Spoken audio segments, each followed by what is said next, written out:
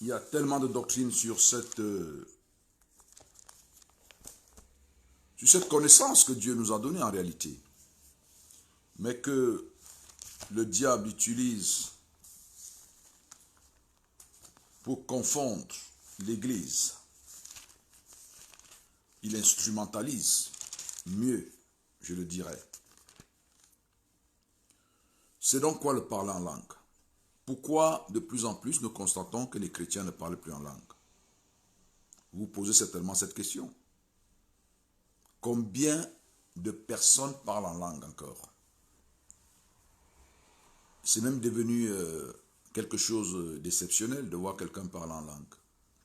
On trouve d'ailleurs curieux qu'une personne continue ou alors certaines personnes continuent à parler en langue.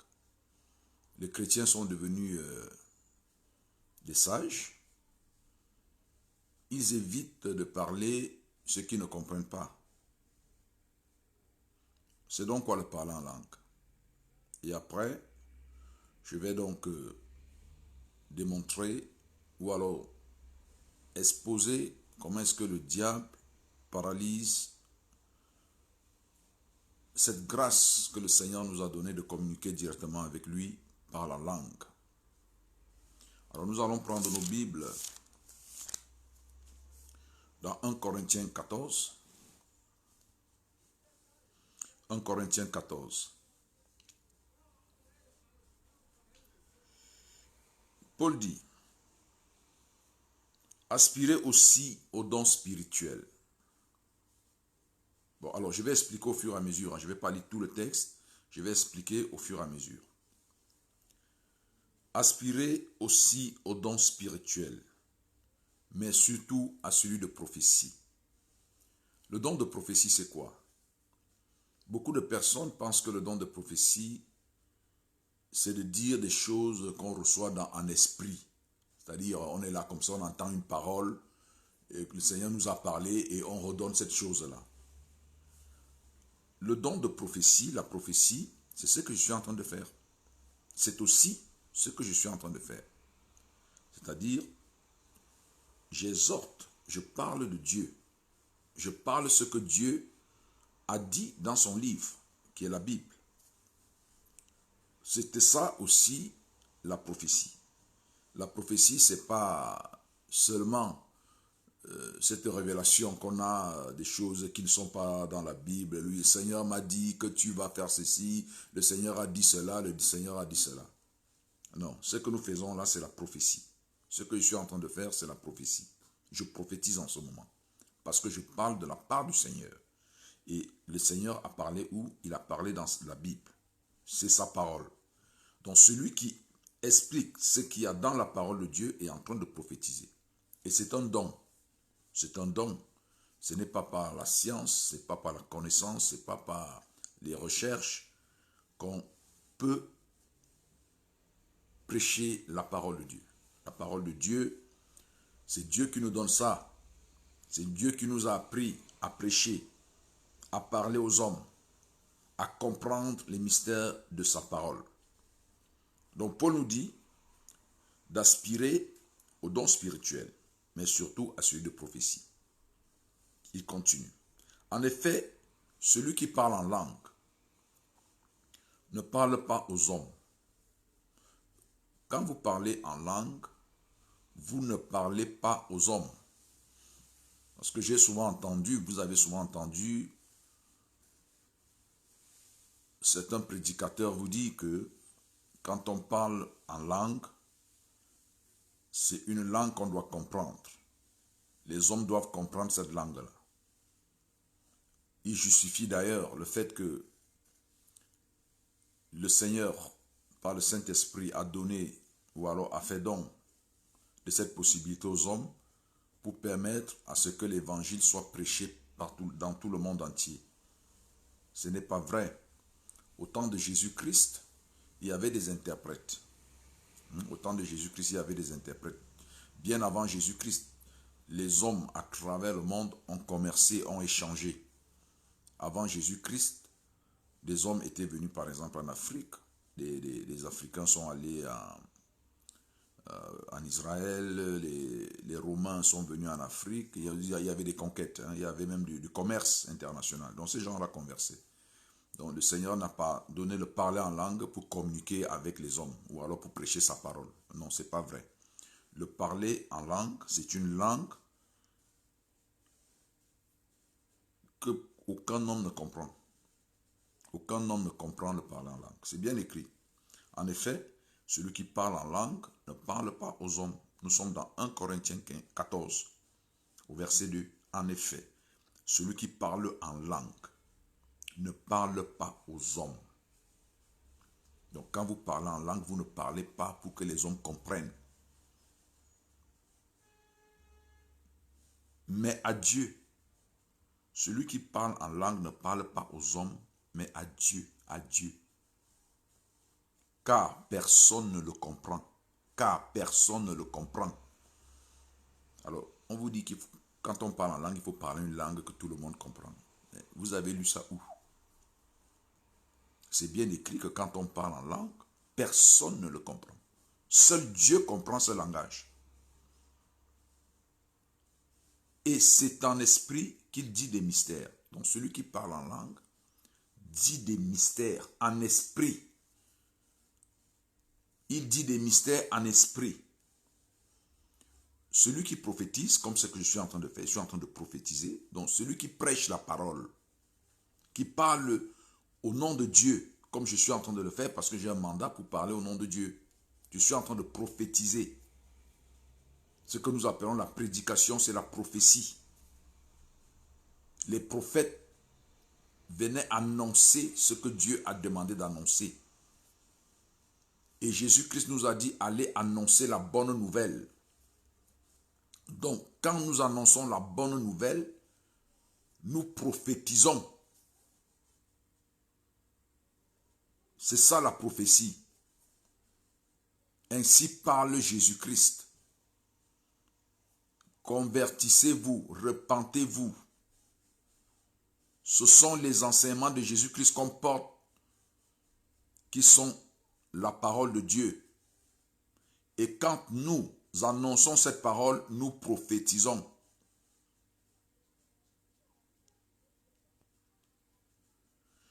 En effet, celui qui parle en langue ne parle pas aux hommes, mais à Dieu, car personne ne le comprend. Et c'est en esprit qu'il dit des mystères.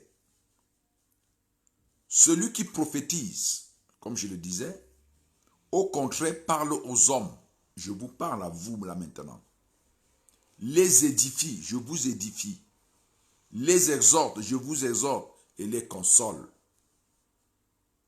Donc, il y a des prédications qui ont pour but de consoler les hommes. Si vous êtes dans la douleur, dans la souffrance, il y a des messages qui sont dans cette parole de Dieu que je viens vous porter et qui vont vous consoler. Celui qui parle en langue s'édifie lui-même. S'édifie lui-même, c'est-à-dire se construit. Il est en train de muscler son esprit parce qu'il prononce des mystères qui vont renforcer son homme intérieur, son esprit, son âme. Vous voyez donc l'importance de parler en langue. C'est un exercice spirituel. Celui qui parle en langue s'édifie lui-même. Le parler en langue, ce n'est pas pour parler aux hommes.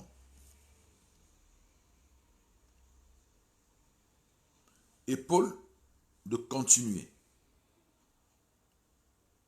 Celui qui prophétise édifie l'église, ce que je suis en train de faire. Je vous rends fort par cette parole que je prêche. C'est ça la prophétie. Pour ceux qui arrivent, réécoutez la vidéo tout à l'heure, j'ai expliqué ce que c'est que la prophétie, c'est la prédication de la parole. Parle au nom de Dieu. Jésus-Christ nous a dit, allez annoncer l'évangile. Allez annoncer la bonne nouvelle. Donc ceux qui viennent parler, qui viennent annoncer cette bonne nouvelle sont en train de prophétiser. Même dans l'Ancien Testament, Jérémie va dire à mon peuple, il venait, il prophétisait, il parle de la part du Seigneur. C'est ça la prophétie. Verset 5. Je désire que vous parliez tous en langue, mais encore plus que vous prophétisiez. C'est normal. il désire que nous parlions tous en langue, mais encore plus que nous prophétisions. Et il explique, celui qui prophétise est plus grand que celui qui parle en langue. Celui qui prêche la parole, celui qui annonce les mystères de Dieu, est plus grand que celui qui parle en langue. À moins que celui qui parle en langue n'interprète. Donc, Dieu donne aussi le don à certaines personnes qui parlent en langue d'interpréter en esprit. C'est-à-dire que pendant que vous parlez en langue, quelqu'un peut saisir ce que vous dites en esprit. Dans son esprit, l'Esprit Saint qui est en lui, vient donc maintenant exprimer ce qu'il dit. Ça peut être un message. Parce que celui qui parle en langue parle à Dieu. Et Dieu peut aussi envoyer une réponse à ce qu'il a dit. Et quelqu'un qui interprète, ou alors la personne qui parle en langue, peut donc interpréter cela. Celui qui prophétise est plus grand que celui qui parle en langue, à moins que ce dernier n'interprète pour que l'Église en reçoive l'édification. En réalité, Paul est en train de montrer que dans une assemblée, c'est mieux de prophétiser pour que ça profite à tout le monde, si je peux parler ainsi. Or, quand vous parlez en langue, personne ne vous comprend.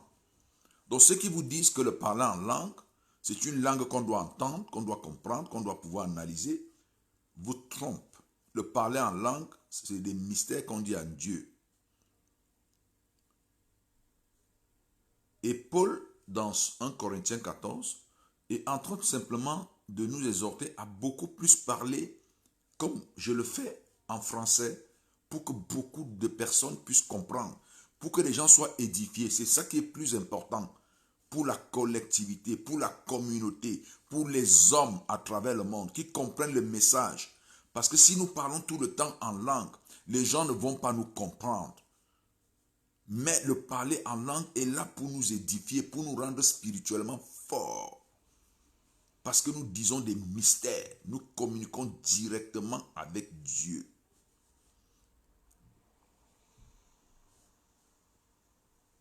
Celui qui prophétise est plus grand que celui qui parle en langue, à moins que ce dernier n'interprète, pour que l'Église en reçoive l'édification. Et maintenant, frères, de quelle utilité vous serais-je si je venais à vous parlant en langue, et si je ne vous parlais pas par révélation? Vous voyez, par révélation, par connaissance ou par prophétie ou par doctrine. Donc, Paul dit que si je viens en assemblée, je commence à parler en langue, je ne vous serai pas utile. Je ne vous serai pas utile. C'est tout ce qu'il est en train de dire. Parce que le parler en langue, c'est une langue que personne ne comprend. Le parler en langue, ce n'est pas une langue qu'on comprend. Arrêtez de raconter cela.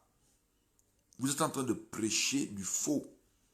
Le parler en langue, n'est pas intelligible, n'est pas compréhensible par les hommes, à moins qu'il y ait une interprétation que Dieu peut donner, un don que Dieu seul peut donner, s'il veut, à une personne.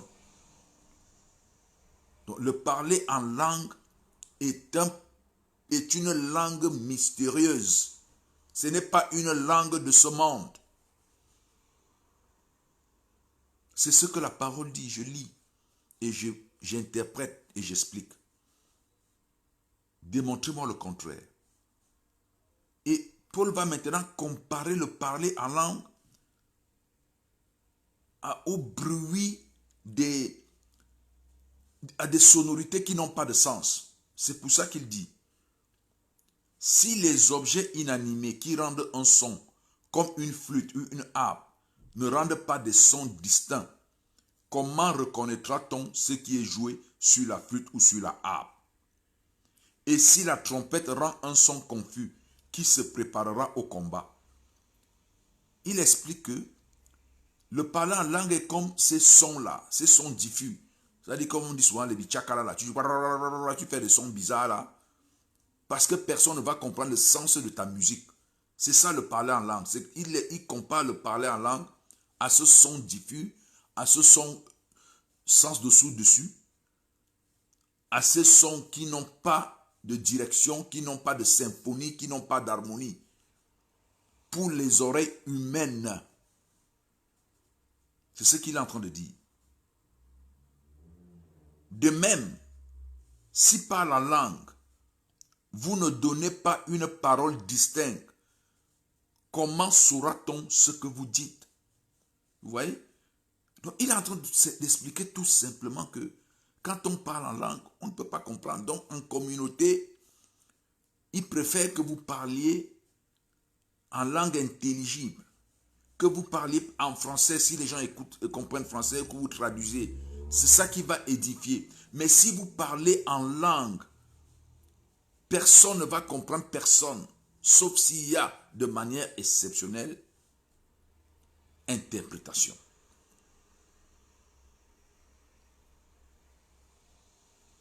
De même, si par la langue, vous ne donnez pas une parole distincte, comment saura-t-on ce que vous dites? Car vous parlerez en l'air. Quelque nombreuses que puissent être dans le monde, les diverses langues, il n'en est aucune qui ne soit une langue inintelligible.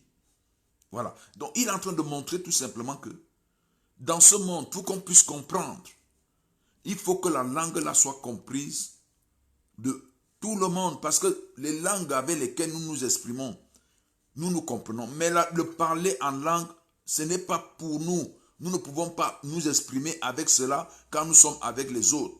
Parce que ça n'édifie personne, ça n'exhorte personne, ça ne console personne. Parce que les gens tout simplement n'entendent pas et ne comprennent pas, n'ont pas le sens de ce qu'on dit. Si donc je ne connais pas le sens de la langue, voilà. Donc cette langue-là, le parler en langue. Donc si donc il démontre que si donc je ne connais pas le sens de la langue, je serai un barbare pour celui qui parle. Et celui qui parle sera un barbare pour moi. Donc si je parle en langue à une personne qui ne comprend pas ce que je dis, mais je serai un barbare pour elle, c'est-à-dire que je vais parler une langue qu'elle ne comprenne pas.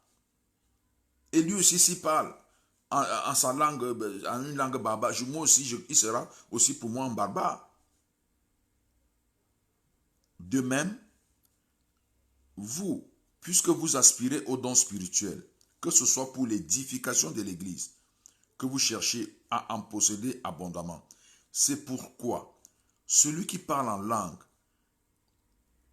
prie pour avoir le don d'interpréter. C'est-à-dire que pour être utile, celui qui parle en langue doit demander à Dieu de lui donner le don d'interpréter pour que ça puisse profiter aux hommes. Vous voyez? Mais ça ne veut pas dire que le parler en langue est compris par tout le monde, comme on l'enseigne, ou alors il doit être compris. C'est une exception de l'interpréter. Car si je prie en langue, mon esprit à moi est en prière, mais mon intelligence demeure stérile, puisque je ne construis pas les mots pour me faire comprendre. Comme là, je suis en train d'utiliser mon intelligence pour vous faire comprendre ce que je suis en train de dire, ce que je suis en train d'expliquer. Mon intelligence, donc, est mise en mouvement. Or, quand je parle en langue, je ne réfléchis pas. Je ne sais pas ce que je dis. Je dis simplement des choses. Je dis des mystères. C'est Dieu seul qui comprend, parce que c'est en esprit que je prie. Donc c'est l'esprit de Dieu qui est en moi, qui est en train de s'exprimer. Car si je prie en langue, mon esprit est en prière. Mais mon intelligence demeure stérile. Mon intelligence, quand je parle, je ne dis rien, je n'ai pas réfléchi. C'est l'esprit qui s'exprime en moi. Ma bouche ne fait que porter ce que l'esprit a exprimé en moi. Que faire donc? Je prierai par l'esprit, c'est-à-dire en langue, mais je prierai aussi avec intelligence. Je chanterai par l'esprit. Chanter en langue, c'est chanter par l'esprit. Il m'arrive pendant mes moments de prière, je l'expérimente tout le temps. Après avoir parlé, quand l'onction est descendue fortement sur moi et que le Saint-Esprit se manifeste, je me retrouve à chanter en langue. Que ferait donc je prierai par l'esprit, mais je prierai aussi avec l'intelligence. Je chanterai par l'esprit, mais je chanterai aussi avec l'intelligence. Autrement, si tu rends grâce par l'esprit, comment celui qui est dans les rangs de l'homme du peuple répondra-t-il Amen? Donc quand je parle en langue ou quand je chante en langue, celui qui m'écoute dans l'assemblée, il ne peut pas dire Amen à mon action, à ma parole de grâce, à la parole que je rends à Dieu, parce qu'il ne comprend pas. Donc, en assemblée, je parle de telle sorte que vous allez m'entendre pour pouvoir dire Amen, comme vous faites souvent d'habitude. Quand je prêche, ou bien quand vous prêchez la parole, et que les frères, les sœurs viennent écrire Amen, ou disent Amen parce qu'ils ont compris le sens. Mais si je le fais en esprit, c'est-à-dire en langue, personne ne dira Amen parce qu'on ne comprend pas ce que je suis en train de dire. Autrement, si tu rends pas l'esprit, donc en langue, comment celui qui est dans les rangs de l'homme du peuple répondra-t-il Amen à ton action de grâce, puisqu'il ne sait pas ce que tu dis? Le parler en langue, on ne sait pas ce qu'on dit. Personne ne nous entend quand nous parlons en langue. Il faut que les gens comprennent cela. Ce n'est pas une langue qu'on doit entendre, qu'on doit comprendre. Le parler en langue, c'est une langue que personne n'entend, que personne ne comprend. S'il vous plaît.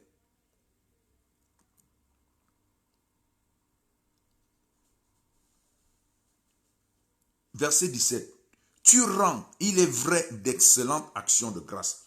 Donc quand tu parles en langue, tu rends d'excellentes actions de grâce. Bien-aimé dans le Seigneur, il n'y a rien de plus grand dans notre relation avec Dieu que de lui rendre grâce. Donc quand vous parlez en langue, Paul nous révèle aujourd'hui que nous exprimons d'excellentes actions de grâce à Dieu. Et nous savons que l'action de grâce, c'est un sacrifice. Si vous allez dans l'Ancien Testament, les actions de grâce, c'était des sacrifices, soit d'animaux, de tourterelles, des dons qu'on faisait à l'église. C'était des actions de grâce.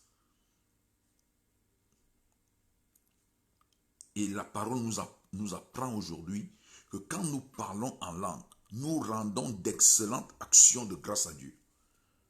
Alléluia. Mais l'autre n'est pas édifié.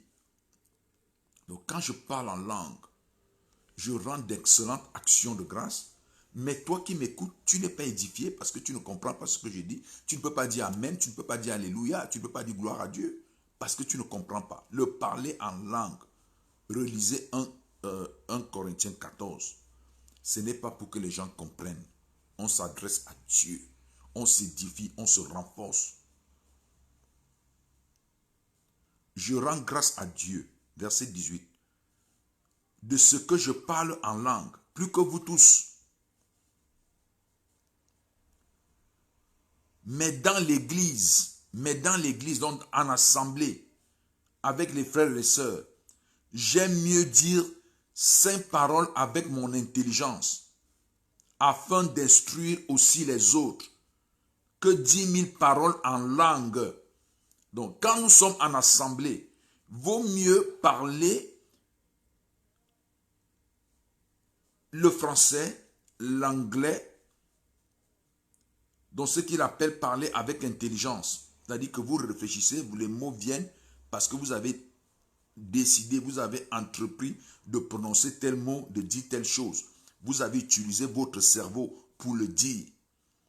Donc il dit quand nous sommes en assemblée, lui, il préfère parler 5 mots en français pour que ça édifie, ou en anglais ou en hébreu, pour que ça édifie, pour que ceux qui comprennent soient édifiés. Contrairement à celui qui va dire 5 000, 10 000 paroles en langue, et il n'édifiera personne. C'est toujours pour dire que le parler en langue, c'est une langue que personne ne comprend. Sauf si vous avez exceptionnellement un don d'interpréter.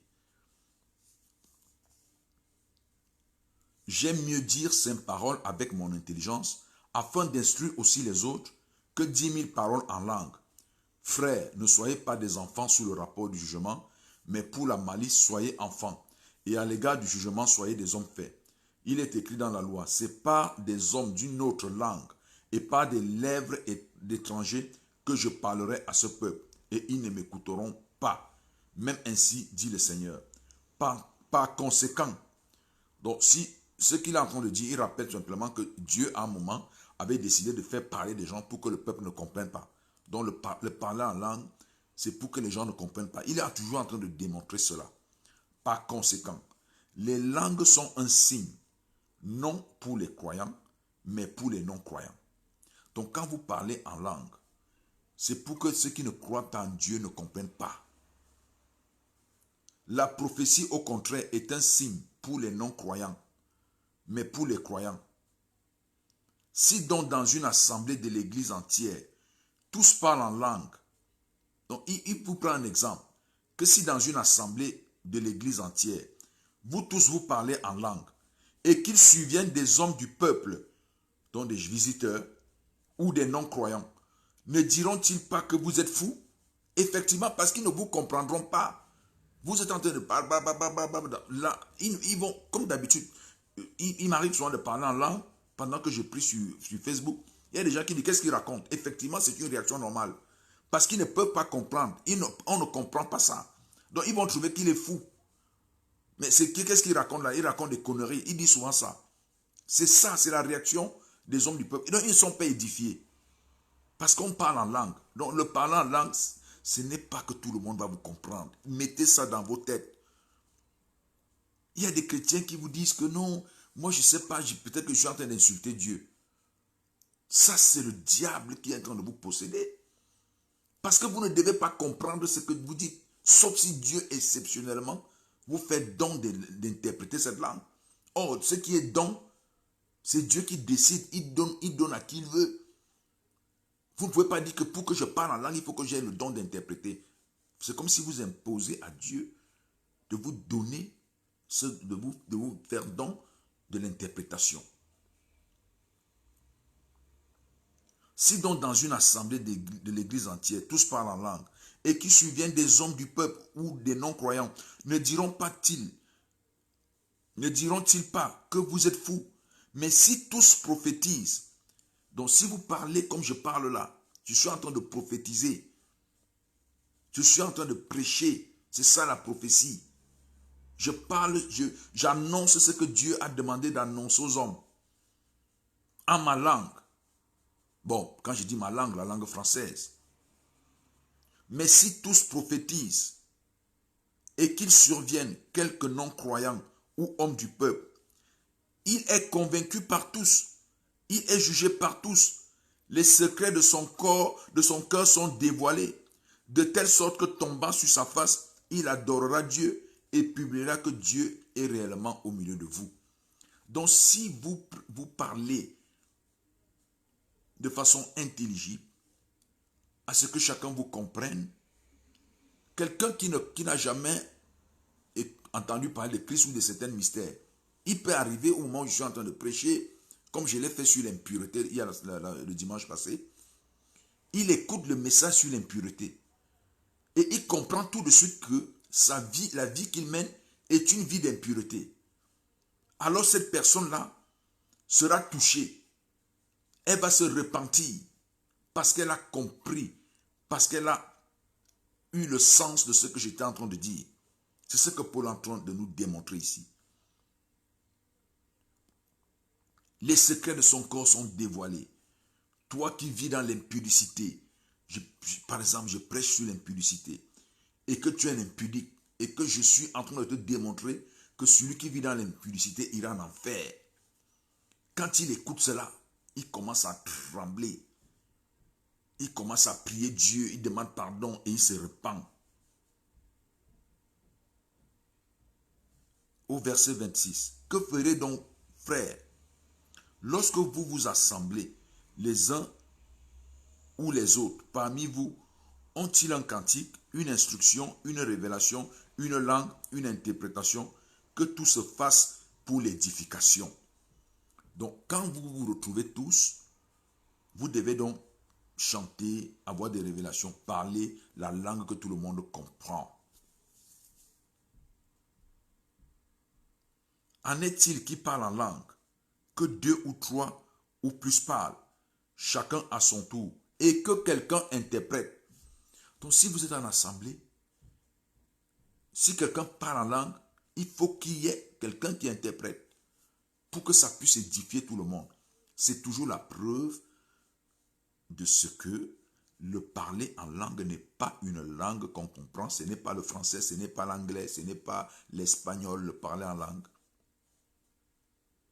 S'il n'y a point d'interprète, bon, alors si le parler en langue, comme certains disent, c'est une langue que tout le monde comprend, est-ce qu'on va encore demander un don d'interpréter à Dieu?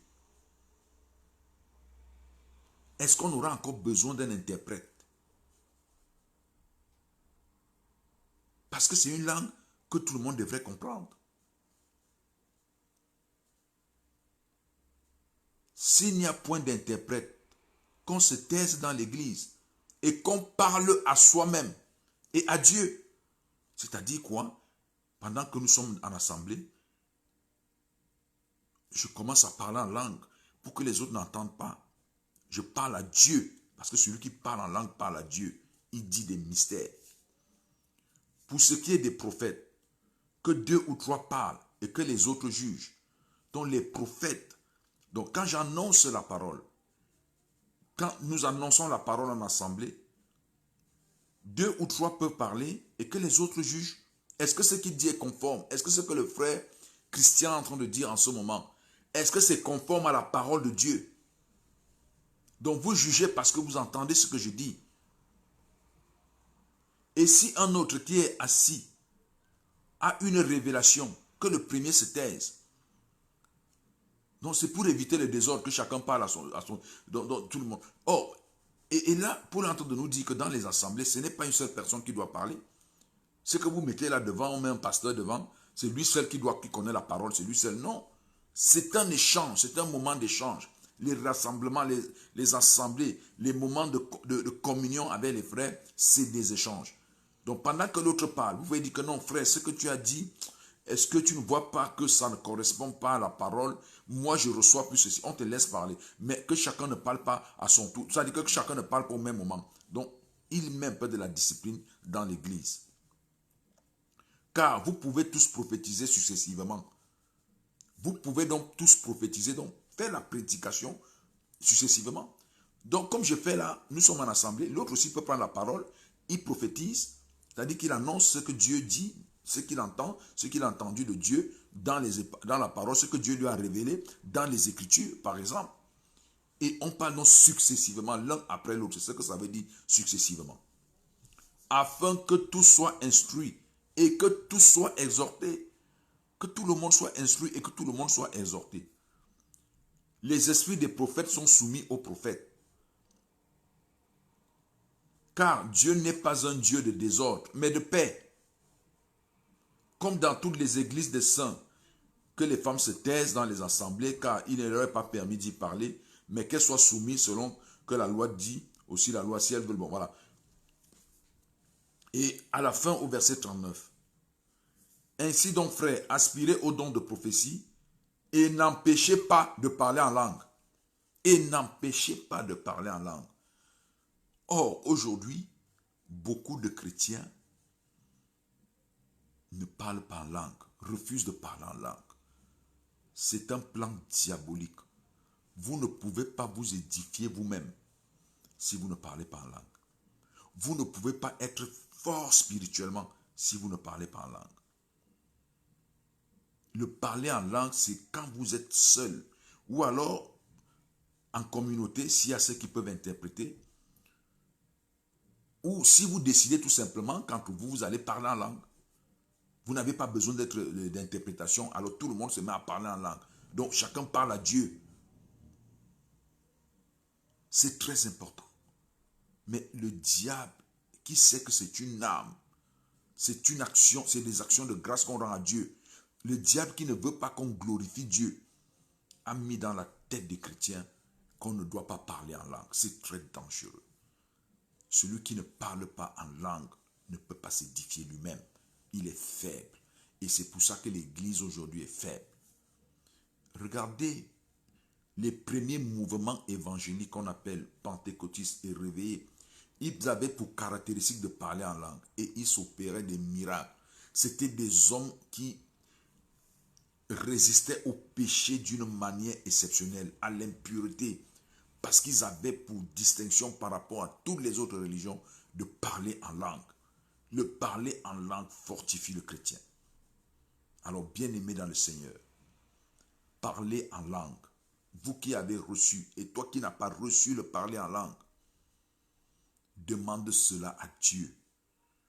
Demande cela à Dieu.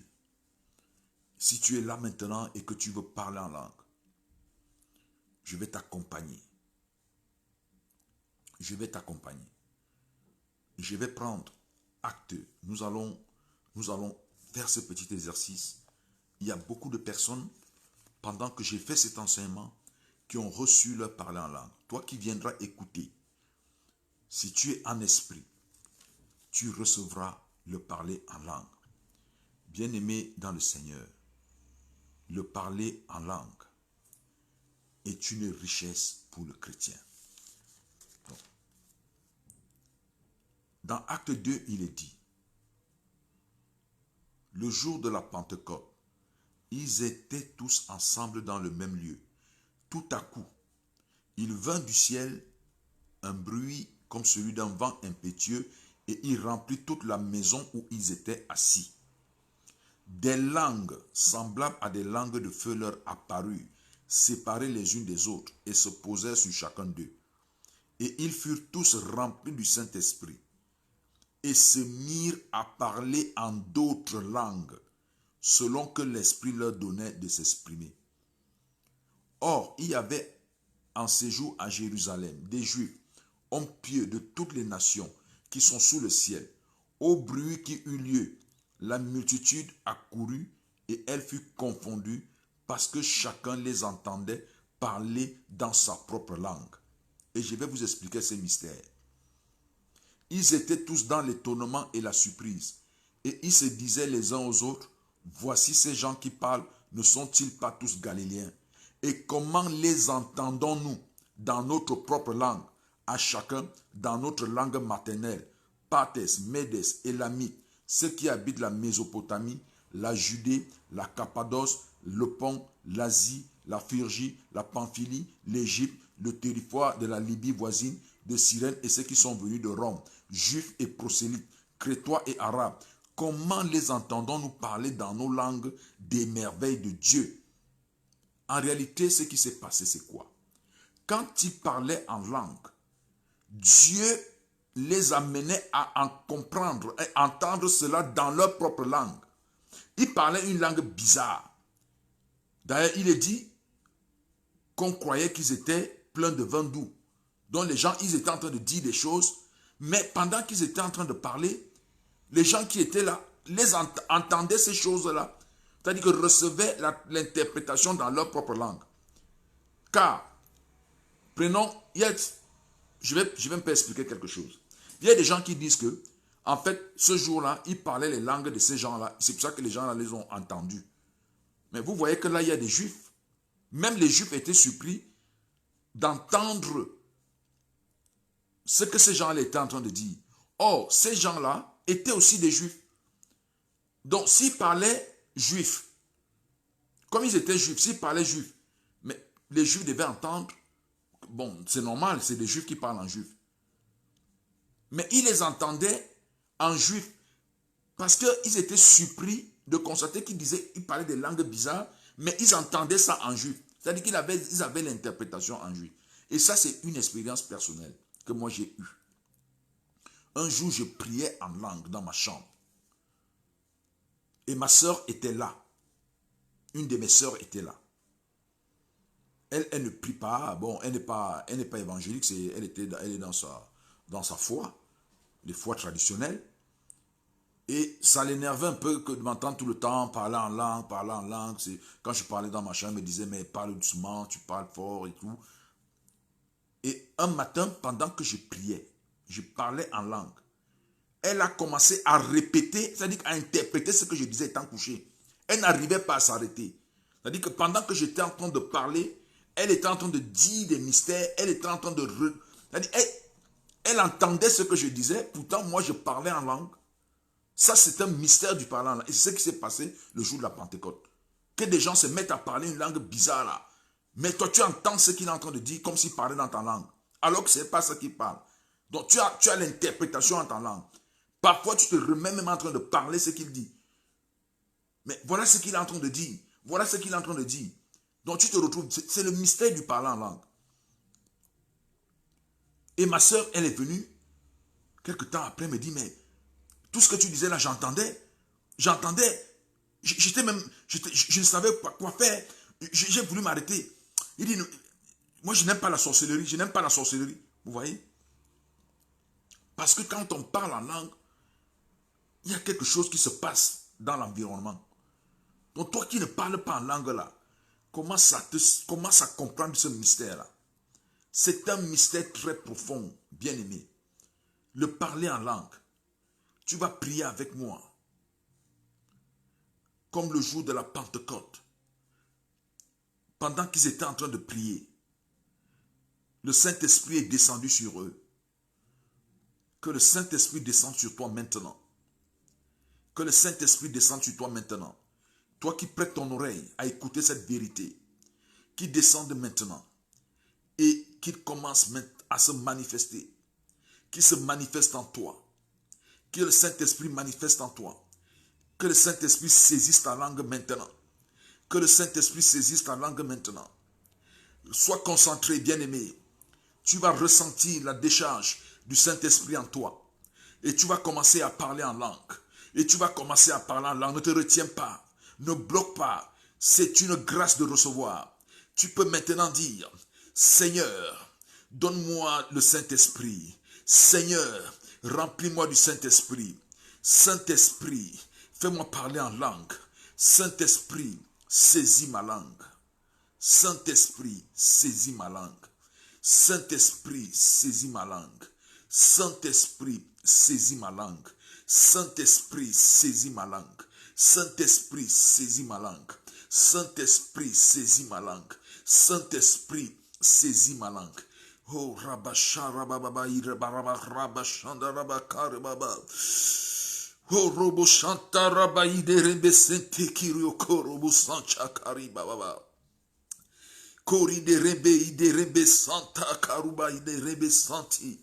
Kori ke rebe santo kori o korobo sanche. Ibakaru akende rebe santa. Saint-Esprit saisis ma langue. Saint-Esprit saisis ma langue. Saint-Esprit saisis ma langue. Saint-Esprit, manifeste-toi. Saint-Esprit, manifeste-toi au nom de Jésus. Saint-Esprit, descends. Saint-Esprit, remplis. Saint-Esprit, remplis-moi. Saint-Esprit, tu le dis avec moi. Dis-le, sois concentré, sois vraiment déterminé à recevoir. Le Saint-Esprit descend sur toi. De la tête aux pieds, il t'envahit maintenant. Et tu commences à parler en langue. Alléluia, gloire à Dieu. Robo Shanda Rababa Rebe Santo. Kori de Rebe Kende Rebe. Oroko Sanche Kende Rebe Kande. Orikara Baba Ide Rebe Sanchaka. Orobo Bobori de Rebe Santi Kinde Rebe. Alléluia, alléluia, alléluia. Gloire à Dieu, gloire à Dieu. Oh, Rabba Chandar, continue, continue. Et même quand je finis mon enseignement, va continuer à prier, va demander que le Saint-Esprit saisisse ta langue.